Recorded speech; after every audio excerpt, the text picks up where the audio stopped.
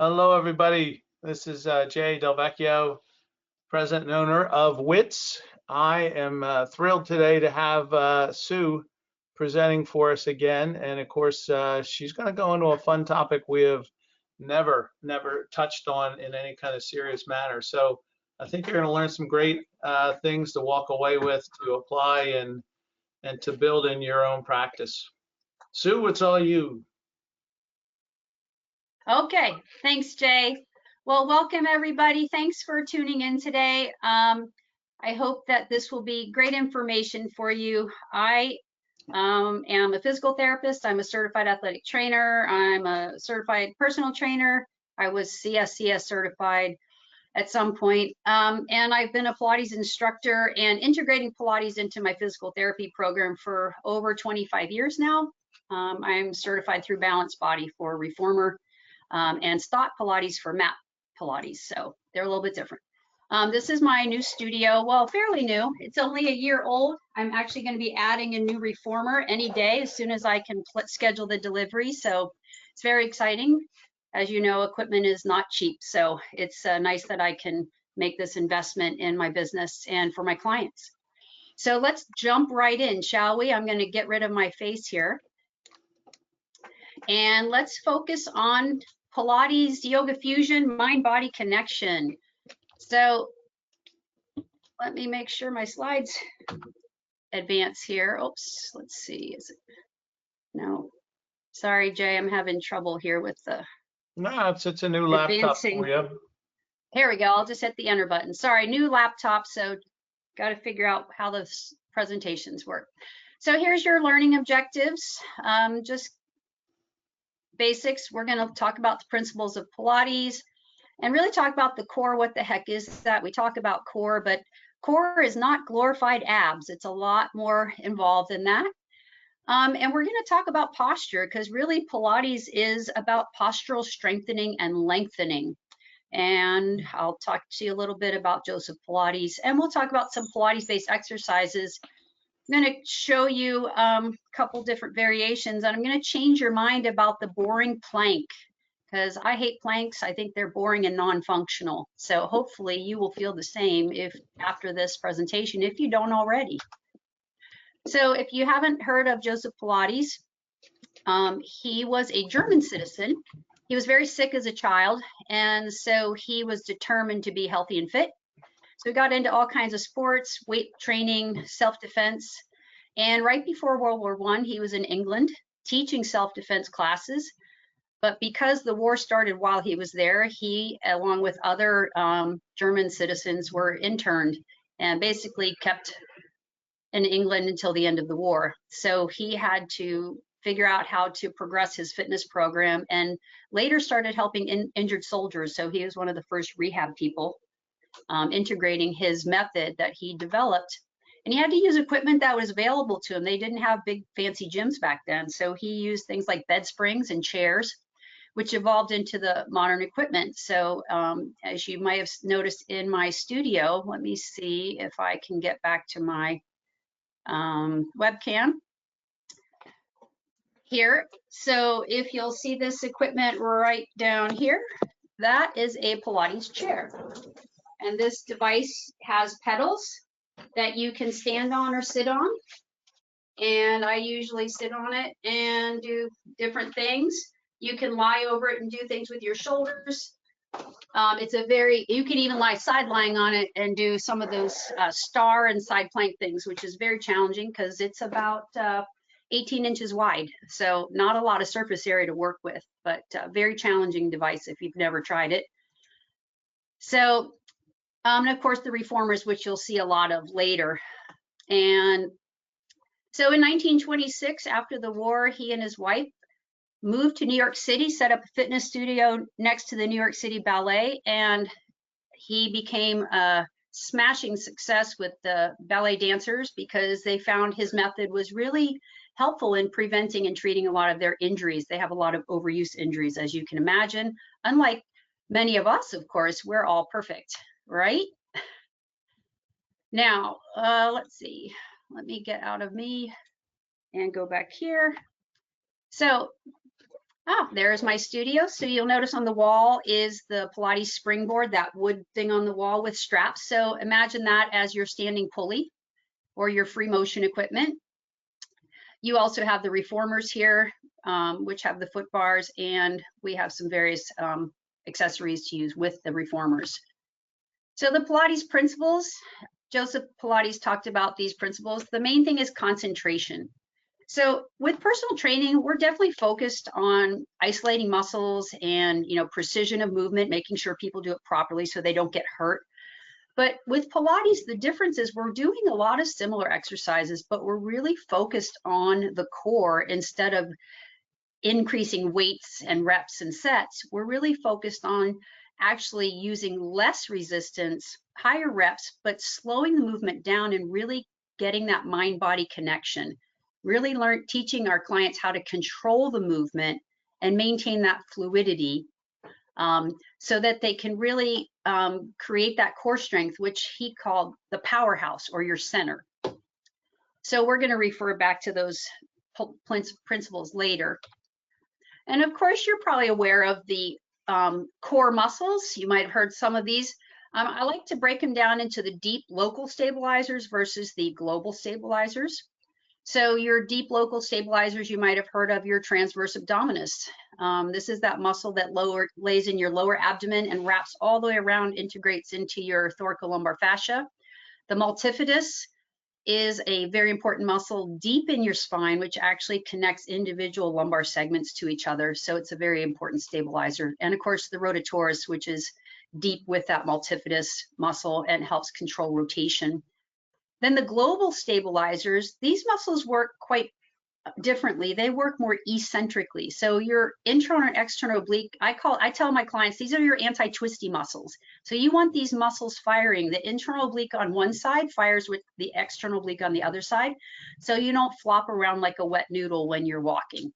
And some of my patients and clients actually do waddle, and you've probably seen those people too. Glute medius. Glute medius, as you know, is that muscle in the outer hip. And it tends to get degenerative and torn, as a lot of women especially. It's very weak. But the worst way to strengthen it is actually to do a standing leg raise, because according to EMG studies, it only strengthens it about 30%. Whereas if you're doing a sideline clam or a lateral step up, you're going to activate that muscle about 70 to 80%, according to the surface EMG exercise studies. The erector spinae, we know those are the muscles in the back. The quadratus lumborum, in case you don't know what that muscle is, it attaches to your lower ribs and down to the top of your pelvis. And it is actually overused as a bracing muscle along with the erector spinae when the abdominals are weak and the hip flexors are tight. So think of most of your clients who sit all day. They probably have tight hip flexors, tight erector spinae, tight quadratus lumborum, and really weak deep local stabilizers. So with Pilates, our goal is to really activate those powerhouse muscles from the inside out. And keep in mind, the parts of the core or the powerhouse that we don't talk about is the diaphragm and the pelvic floor muscles. So that's actually where I start with my patients and my clients. I start with breathing. And are they breathing from their diaphragm? Because actually, as we get older, or if we sit a lot, we start to breathe more shallow from the upper part of the lungs, and we don't actually activate those deep lung muscles. We don't get that good rib expansion. We call it the bellows effect in that lateral breathing. And then the pelvic floor muscles, how many of your clients have incontinence and leakage issue because their pelvic floor muscles aren't firing to hold? We call those the elevator muscles because they pull everything up and fight gravity. Gravity is always pulling down. And women, especially because we have a wider pelvis, we are more prone to incontinence issues and bladder distension. That's why there's a lot of bladder mesh surgeries, and most of them fail. So we're not going to spend a lot of time going over all of these exercises, but this is just a sample of some of the basic beginner mat Pilates exercises. And if you take a look at some of these exercises, they really don't look any different than what you probably do already, right? I mean, the roll up here looks like a sit-up, but it's not, because we're emphasizing a little bit differently. And you've got your bridging, your one leg stretch, and some other things. This is more in the intermediate exercises here. And these look pretty familiar too, right? It's just the emphasis and the control factor that we're putting, that mind-body connection that we're adding. Some more exercises here. So these are just for your reference for later. So when you're thinking about how can I integrate this, you can maybe refer back to this and then maybe try a little bit different emphasis with your client. Now, as I said, the whole thing with Pilates is about postural strengthening and lengthening. So this young lady came to me recently. She's pretty thin. So you can see the before and after. Notice the center line where her hips on the picture on the left is before and the picture on the right is after. Now, how long do you think it took to achieve this change? It actually took about 55 minutes. Basically starting with breathing, pelvic floor, and activating her deep stabilizer muscles. I did not tell her to stand up straight or do anything different. I just told her to stop the pee, gently exhale, and squeeze her butt. And she perfectly aligned after we worked on that, of course, and activating those muscles. So it is possible to start with posture with all of your clients. We do look at posture, but what do we do about it? And that's where the emphasis of your exercise, because think about the average age of your client and what they do all day. And how can we change that? Most of them are sitting, especially your seniors. I do home health and they sit all day and they don't care about getting up. So we need to get people out of sitting positions. We need to get them in a more upright and extended position, get them more functional. And do take pictures of your clients because a picture before and after really tells 1,000 words. So which is more functional to build your powerhouse? Your plank in the top right, or perhaps, whoops, hang on, we went too far. I'm going to go back. So I got to get to this picture here. So this is the Pilates chair. This is your plank on steroids. So I'm in my plank when I'm down on the floor, but now I'm pulling up into that pike position. This is extremely difficult. Took me a few tries to get my core activated to do that for you. But if you don't have a Pilates chair, I bet you have one of these stability balls. Do you remember the prone skier, the prone pike? Remember these exercises? Some of you might if you're older, because we used to use that ball a lot. And this is not me pulling with my arms. It's me pulling with those internal stabilizers. And I'm adding a little bit of these obliques now by pulling towards my armpits. I'm giving those anatomical cues. So this is a great way to, there's my plank, but now I'm making more functional because I'm moving in and out of that plank position, which is really how we spend our day, right? We don't hang out and plank, we move. So let's do a little practice ourselves here, okay?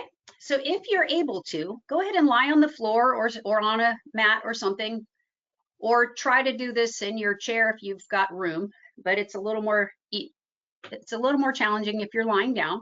And I'm going to take you through what I do with my clients on their first day. So we're going to start with concentrating, connecting your mind to your body, and I want you to get centered, and we're going to start with that breathing. So if you're sitting in a chair, if you're lying down with your knees bent, I want you to think about breathing for a minute. So let's take a nice deep breath in through your nose. And then I want you to exhale as hard and as long as you can out of your mouth.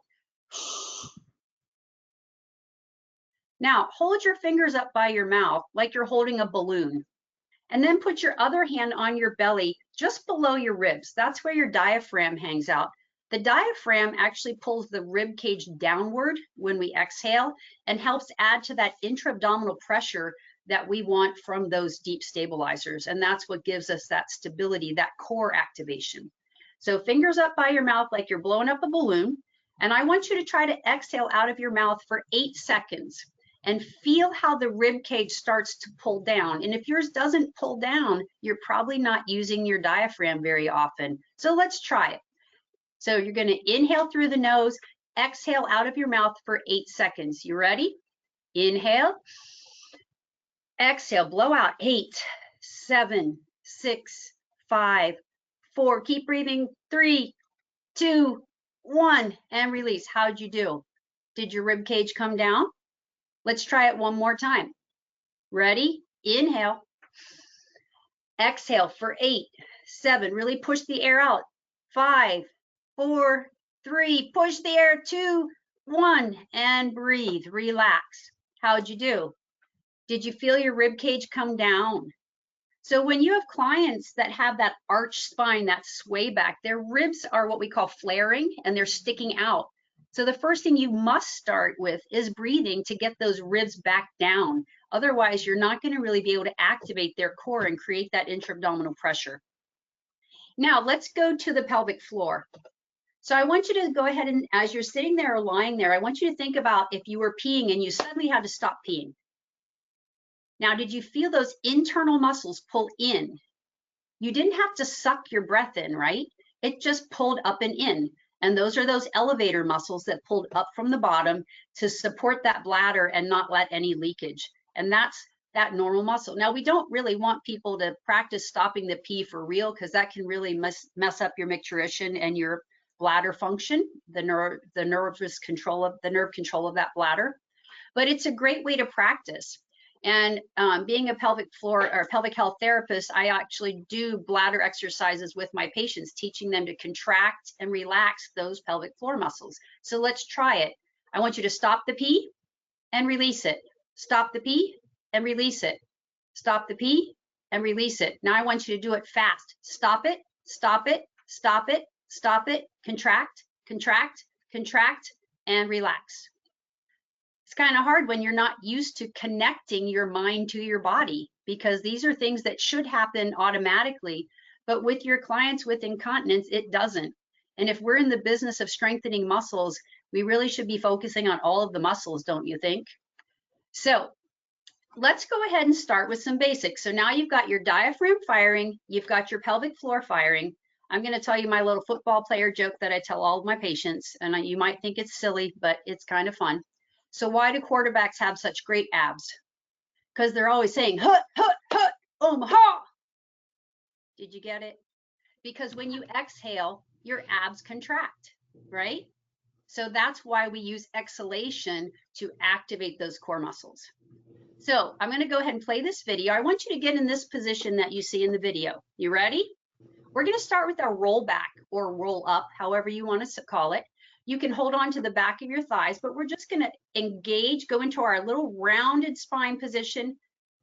Exhale as you're going back. Inhale, stack the spine.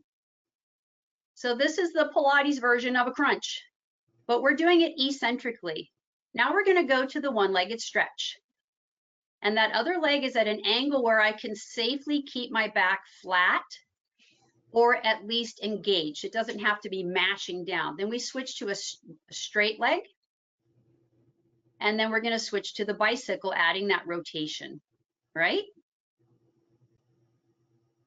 Now we're going to go to the teaser. Actually roll like a ball first. So this is a dynamic movement where you're rolling up and balancing on your sits bones. Pull up and hold. And there's your teaser where you're extending the legs out. And you can do this with a single leg just to make it a little bit easier, whatever your clients are ready for or whatever you're ready for. Now you just did Pilates. I bet you've done some of these exercises anyway, but you may not have been focusing on stopping the pee and your breathing to start and really engaging those deep stabilizer muscles.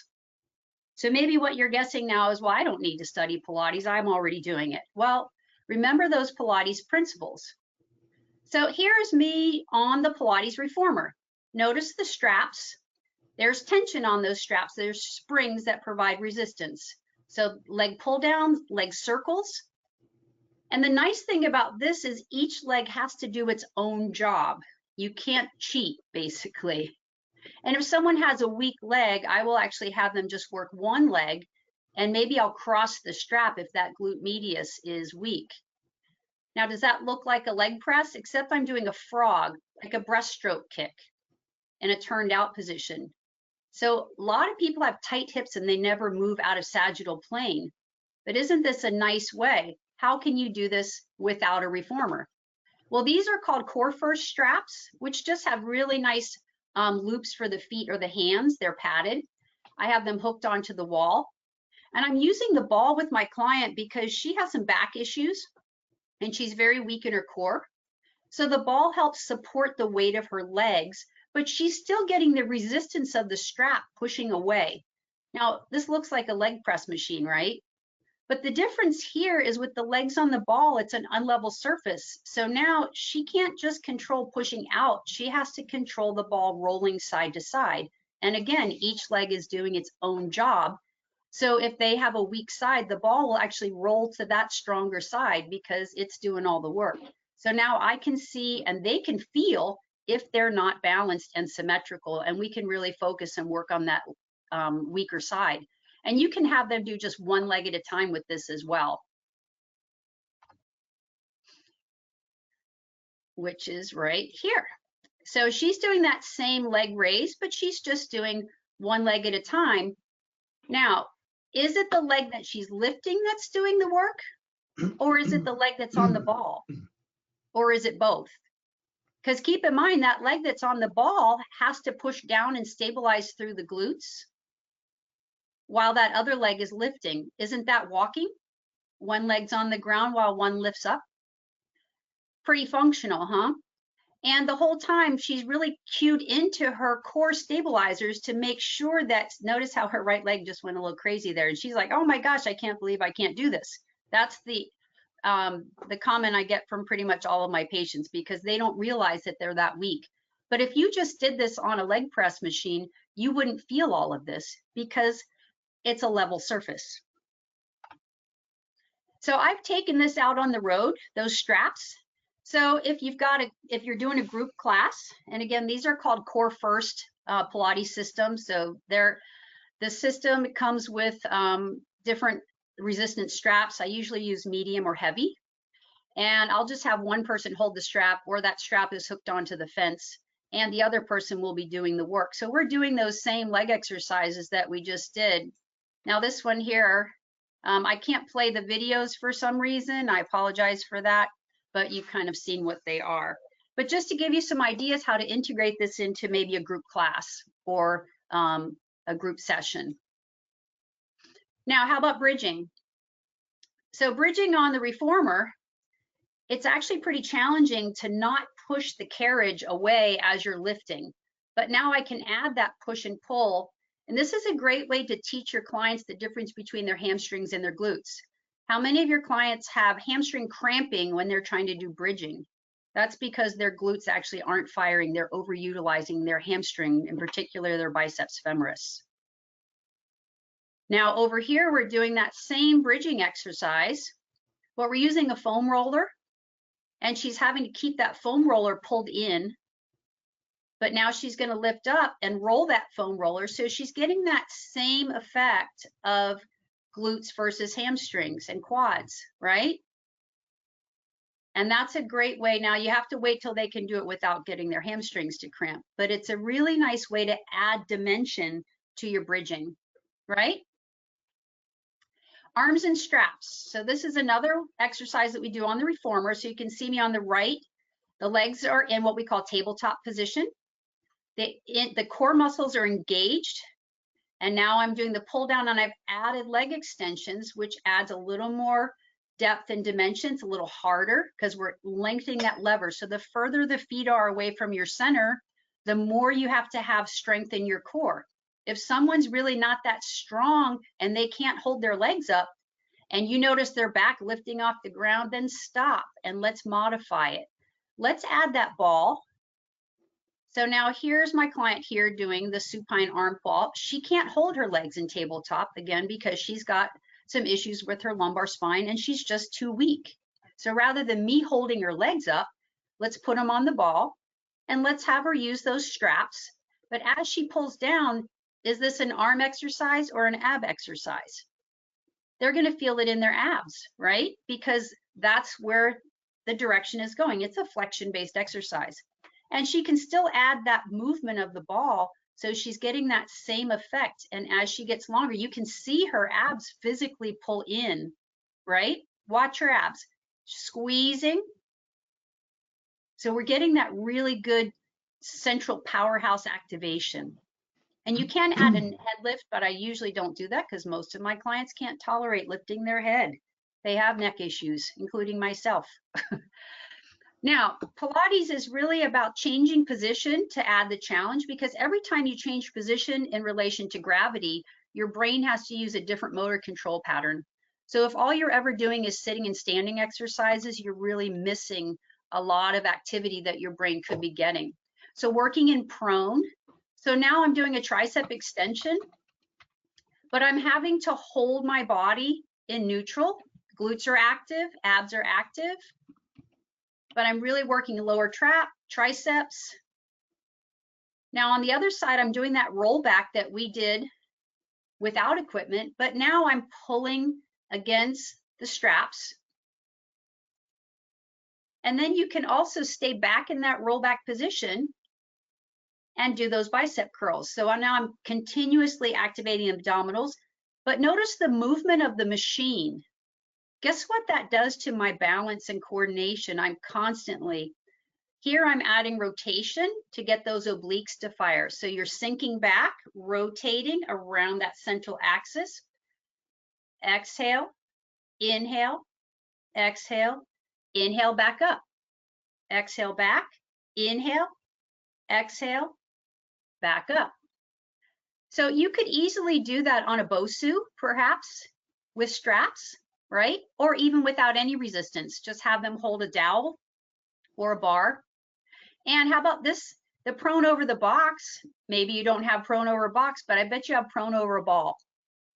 So try to be a little more creative, change those body positions, get off the machines. Your patients sit too much. Let's challenge them a little bit differently to really change the emphasis. How about some lateral movements? So on the reformer, we're standing on the reformer here. Here's your hip abduction and adductions. We're pushing out, pulling in. I'll tell you a joke in a minute about the hip abduction machine in the gym. Notice I'm doing a side lunge, but I'm loading that right hip right now. Then we're going to go to our skater. So now I'm continuously loading that right hip, but that left hip is moving out and in. You could easily do that with gliding discs, right? So here's your gliding disc, sliding out and in. Now we're going to go to that side lunge, loading the left hip this time. Arm position, you can pick what you want. You can add a kettlebell for resistance, add a medicine ball. Here's your skater, right? So we're adding intensity without adding body weight and gravity, adding directional control. Now, we like to do a lot of lateral movements to really get rotation, right? So this is my favorite exercise, the mermaid and the side stretch. And notice the rotation here. We're getting really nice length through that quadratus lumborum muscle. We're getting a stretch because it's not about the pushing. I'm not pushing on the bar. I'm actually diving forward, bending at the waist and the hips. My back muscles are pulling me up. And the breathing pattern with the side stretch, we're inhaling to expand the ribs, exhaling, pulling back down. My arm is not pushing. I'm lifting with the rib cage. So this is really good for that upper back. How many of your patients and clients have kyphosis? Sit at a desk looking down all day.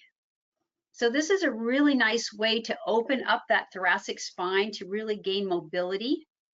To notice the rotation in the hips. Now this is a really challenging position to get into. So if your clients can't get into this, this is called a Pilates Z position. They can also always just sit with their legs hanging off the side of a bench or a table with the legs crossed and do it with a ball. So you'll notice, this is my friend Liz. She actually has scoliosis. So these are some of my exercises I do for scoliosis correction. So if you look at this picture on the top where she's doing the side stretch, so as she's reaching out, I'm going to stop the video here. So think about where her spine is bending right now, right? It's bending back to the left, or sorry, to the right in the upper body. So if her spine is, she has a reverse S curve. So by doing this side stretch to the left, I'm actually reversing her curve and trying to rebalance that curve, right? And as she pulls back up, she's pulling with those side body muscles on the right side. And then if we look down here at the mermaid with the rotation down here, she's getting a really nice stretch. She's actually very tight on her left quadratus lumborum. And as she reaches out, we're getting a nice stretch across the low back diagonally from left to right, because it's all about the rotation of the shoulders here, trying to get parallel to the floor. And she's doing really well. You can do this with a foam roller. It's just if the foam roller is lower to the ground, it requires a lot more strength to pull back up. The ball being higher off the ground doesn't require quite as much strength. But I've actually had 80-plus-year-olds do this exercise in their home, sitting on the side of their bed. And they can't get in the Pilates Z position, but they just let their legs hang off the side of the bed, cross the back leg in front of the front, and do that same rolling exercise, because I love getting my clients out of sagittal plane, right? So how's everybody doing so far? I know that was a kind of a whirlwind here, going through everything, but I want to go back to those pictures if we can. Let me just get out of here. I always run out of time when I'm doing these things, so today we're not going to run out of time, and we're actually going to have time to go through these from the current slide here. So now the 100 is actually one of the trademarks of the Pilates mat exercises. And this is supposed to be an exercise that really activates the core muscles. So I'm going to share my screen, share my camera here. All right, so I want you to go ahead and try this 100 again, okay? So let me get my table set here.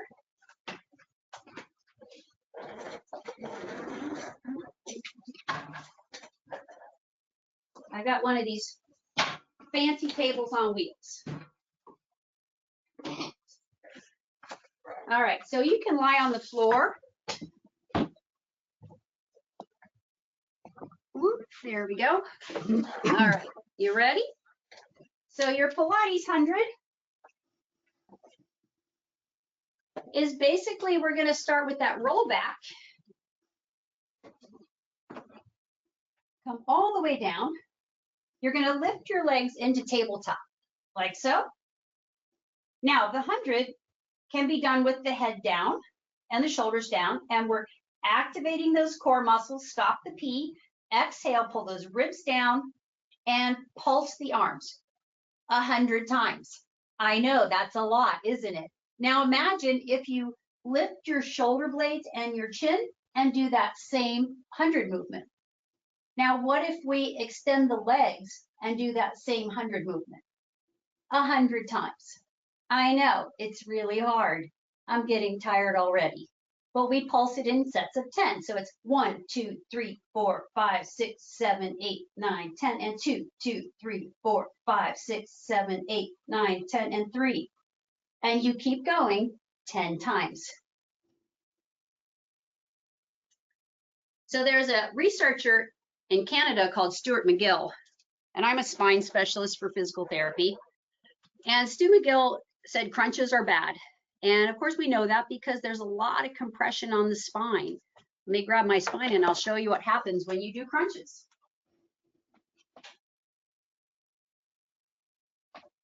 So imagine your client is doing crunches and they have a herniated disc. What do you think that compression on the discs is doing right now?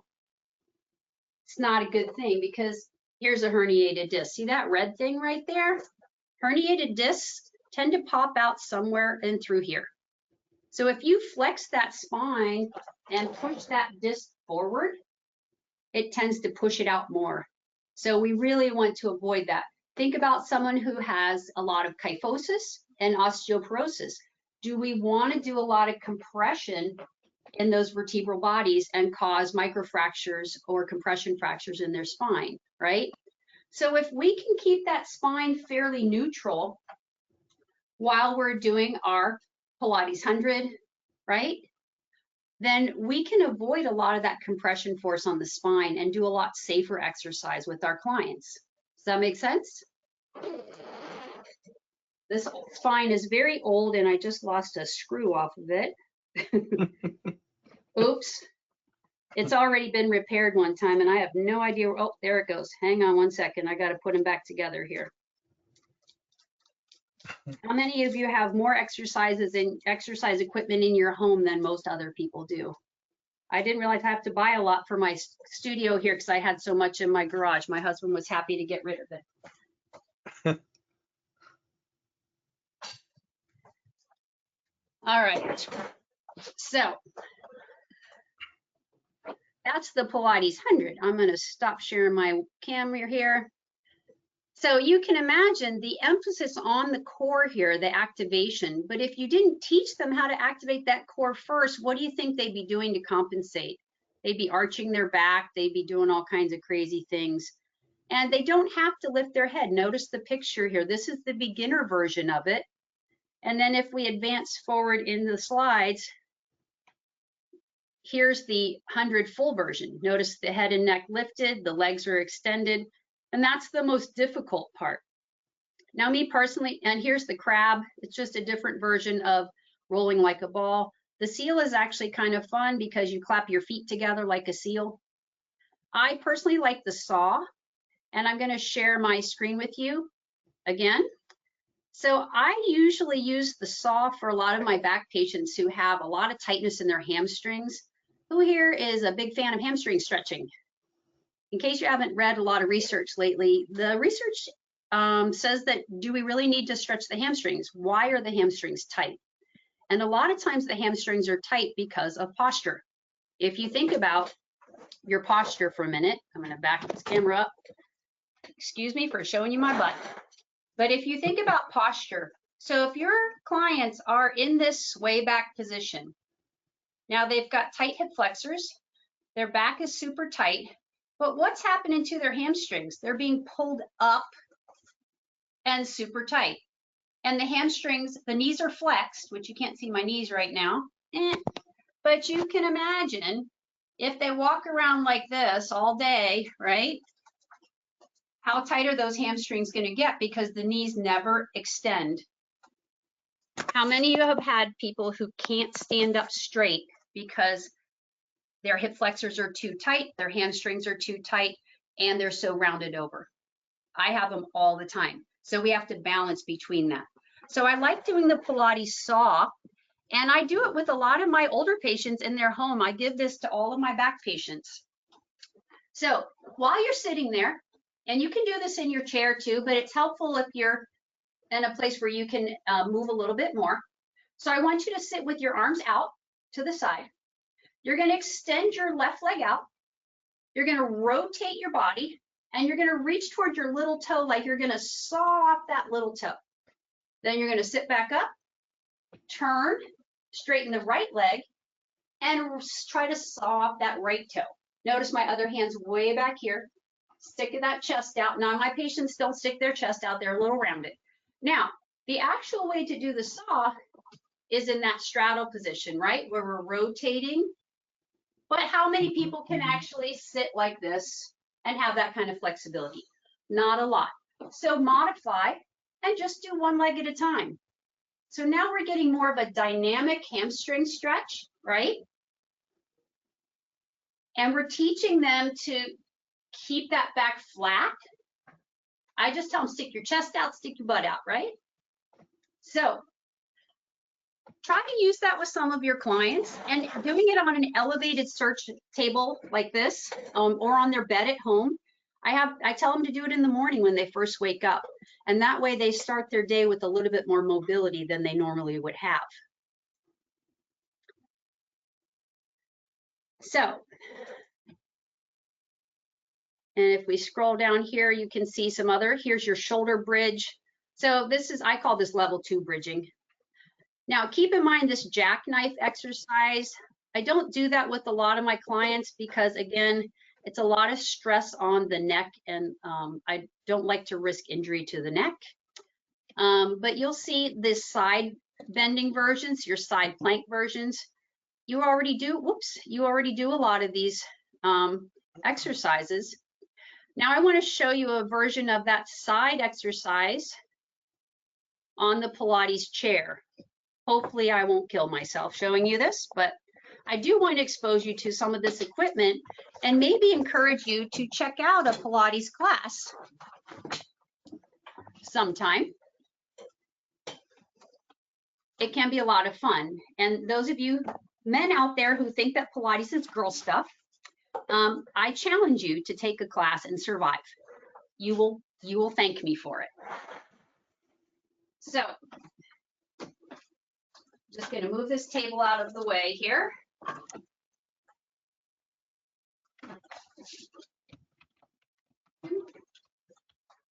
So this is my Pilates chair. All right, I'm going to angle the camera down so you can see a little bit more. Here we go. All right, so let's turn it this way. Good. Now, as I said, you can do a lot of different things on this. So I'm going to sit here. Sorry, I'm not used to doing this in this position because I just rearranged my whole studio. So if I lay on my side, right, here's our side plank position. Now I'm going to put my hand on this bar. Let me just lock this in. And I'm going to change the tension on it. So now, let me turn this so you can see a little bit better what I'm doing here. Let's do it this way. Is that a little bit better? All right. Yep. There we go. Okay. So now I'm just going to fall down and pull myself back up. Keep in mind, I have not had any warm up for this. This is all my obliques, but I'm holding this long core position. The chair is giving me a little bit of assistance, pushing me up, but I can modify this and hold on here as well. Think about shoulder things. I can lay across here. Let me separate this again. Oops, hang on. There we go.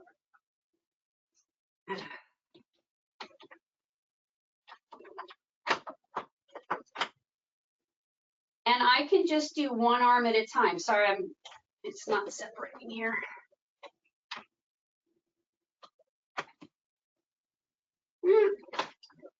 There it goes. So now I'm holding my plank position again, right? I'm in my plank. But now I can work shoulders, right? While I'm working my plank. So this particular Pilates chair, they run about $1,500. They don't take up a lot of space. They're pretty versatile. You can also do some standing work on it. And this is great for balance and core control. It doesn't look hard, but when you're trying to hold all of this steady, notice I just lost my balance because I am not centered and focused. But this is really challenging for someone that maybe just had knee surgery or an ankle sprain and they're trying to get back to normal. So the bottom line with Pilates, if we go back to those Pilates principles, control, center, fluidity of movement, not stopping between, concentrating, focusing, right?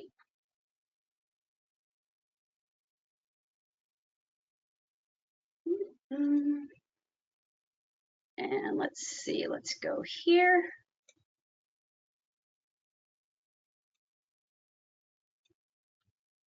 Concentration, control, centering, really activating that powerhouse. Breathing, learn to breathe from the diaphragm instead of that upper chest. Continuous movement without rest. Precision, routine, and isolation.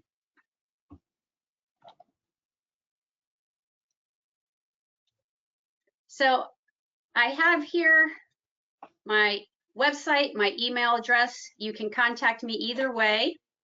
If you have any questions or if you want to learn more about Pilates, there's several different wonderful, there's even an online mat Pilates class that you can do. It's about $725, I think, if you want to get mat certified. It's a decent program if you already have a little experience in it. If not, you might want to go to a live class. Just want to open it up to some questions. If anybody has any questions. Put my glasses back on here so I can see.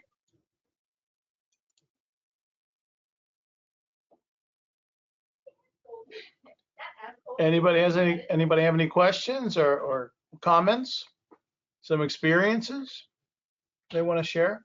I actually have a question for Sue. Like, what's your thoughts on using Pilates as a trauma like integrator, getting the body and the mind together through Pilates? That's a great question. A lot of times I have patients who've had chronic pain and there's an emotional component to that. And that could have been caused by trauma, or they might be going through some issues, death of a spouse, divorce, death of a family member, maybe a job problem. And so for me, I can just tell you, when before I discovered Pilates, I was a ski racer in college. I had a severe injury during a giant slalom time trial, fractured and dislocated my pelvis, and had a spinal cord shock for 4 hours, was paralyzed. And when I went to the emergency room, I laid there for 4 hours, and the orthopedic doctor came in and said, "Oh, you're fine, just don't do any physical activity for 2 weeks." But I continued to have problems for about 2 to 3 years. Thank goodness I was an athletic trainer, and the team physician decided, we didn't have MRIs back then, so he x-rayed my pelvis and finally diagnosed this fracture and dislocation like 2.5 years later. Fortunately for me, I got into martial arts, and I found that the concentration and the focus that was required in martial arts, similar to Pilates, that mind-body connection and really isolating precision of movement, was so therapeutic for me. I was in grad school. I was under a lot of stress. I missed my family. It was a very challenging time, and that really got me through a lot of stress. So I strongly believe that when we really have something to connect our mind and our body, to take our mind away from the outside stresses that we have, it makes us feel better. When you can move better and more freely, when you don't have as much pain, you know, as I said, I integrate Pilates into my rehab programs, and my patients get better very quickly. I just won, I've only been in this space for a year. I've had my own practice for 2 years. And I just won, based on Google reviews without any solicitation on my part, best PT physical therapist in Fort Myers for 2024, which was quite a surprise and quite an honor. But I think the difference is because I take the time to listen to my clients and my patients day one, and I educate them, because my job here isn't to just exercise with them, it's to protect them when they go out into the real world. If you're familiar with Gary Gray, he talks about the front yard and backyard, and that we want to protect our kids and let them play in the backyard because there's a fence and it's nice and safe, but eventually those kids have to go out in the real world in the front yard, and so we have to prepare them for that. And that's kind of my job as a fitness instructor, as a Pilates instructor, as a physical therapist, is to get my patients and my clients ready to live in the real world. They're not going to come to me forever, but if I can protect them, then it makes them feel more confident with their movement. It improves their fluidity of movement, and it improves their pain levels. Any other questions? Anybody have any experience with Pilates they'd like to share? Have you ever tried it? I actually love Pilates. It really helped me connect my diaphragm. Like, I wasn't, Yes. you know, I was breathing, I have asthma. So I was mostly breathing out the top part of my chest. And so it really helped me to integrate and feel my diaphragm and not have my ribs rib out. So I love Pilates, and it's also like I had a shoulder issue, and it really wasn't my shoulder, it was my hips. Yep. Well, and if you think about your shoulders, what connects, there's over 30 muscles that connect to your scapula. And if you think about that quadratus lumborum muscle, remember we talked about that as a compensation muscle. Quadratus lumborum muscle connects from the top of your pelvis here to the bottom of your rib. And its job is to side bend you to one side, right? But it's also, if your shoulder's not functioning properly, or if you're hip hiking, it shortens up. So now think about if your rib cage is being pulled down and you try to raise your arm up, do you think your scapula is going to really go up like it's supposed to and rotate? No, it's going to be restricted. So now people with shoulder problems, it might not be their shoulder at all. Have you ever seen someone with scoliosis move? That is a great way to look at it. So with Pilates, we talk about lateral breathing. So if you place your hands on your ribs, I'm going to stand up so you can see me here. So if you put your hands on your ribs, and I want you to try to breathe out into your lower ribs and make your ribs go out sideways, like that bellowing effect. Like, remember the bellows that move like this? We push the fireplace. So if you inhale and make those ribs go out, instead of breathing from up here, we want to breathe out into that lower diaphragm. So I teach my patients to expand their belly with air. Give yourself a big fat belly, come on. And then blow the air out of your belly. Now, if you put your hands on your rib and resist yourself, try to push out into your ribs as you resist with your hands and feel that resistance. And I'll even tell my patients to go home, lie on the floor in that hook lying position with their legs up on a chair or on the sofa, if they can get on the floor. Grab a straw and cut it in half. And then breathe out that straw for that 6 to 8 seconds that we did initially. Because if you do that, it forces, we call it pursed lip breathing, that really develops that strength of those expiratory muscles. And a lot of our people do not have that. Think about, I mean, I grew up, we didn't always have computers. I'm a little bit older, yep. So when we started using technology, now I couldn't do my day without technology. I'm constantly on my phone. I use a tablet when I'm doing home health. I'm on my laptop when I'm doing documentation here. So I'm constantly on a device. So I'm always looking down, but thankfully I'm not looking down all day. But think about your clients who work at a desk and they're always looking down like this. We call this desk neck, and this is text neck. So what are we going to do about this? You can't start with this. Like if someone has neck pain, I actually don't start here. I start down here because I can't fix this until I get this. Remember that picture of that before and after girl? She actually came to me with neck and shoulder problems. And when I showed her that picture of her posture, she was aghast. She was like, oh my God, I look like that? I'm like, yeah, you kind of do. But when we showed her the after photo, she was like, okay, there's hope for me. I gave her hope in one session. And that's why people come back, because I gave them hope. They don't come to you for exercises. They come to you for motivation and for hope and inspiration that they can be better than they are today. And that's our job, right? We really want to promote health and longevity. And this way, integrating these Pilates principles might be a way that you can help do that. Anybody else have a comment or a question? If not, again, you can always email me at SueDupont_PT@live.com. I did send a handout to Jay that has all the slide pictures that we had today, so we'll have lots of references. I always try to give lots of pictures because I know that's a great way to go back to it and remember. And as you're going through this and trying to integrate, if you have questions, please don't hesitate to email me. If we need to pick up the phone and talk, I'm okay doing that too. Just say, hey, Sue, I'd really like to talk to you about something. Or if you have a client that you want some brainstorming with, I love brainstorming. So just, if you don't ask, you'll never know, right? We got to help each other out. And that's what we're here for. We can learn from each other, and I hope to learn from you as well. So I hope you all learned something today. Thank you so much for tuning in. And please share this with your clients. You'll be amazed at the change and results that you're going to get. And I do love to hear your feedback, so please let me know how it's going. Amazing, Sue.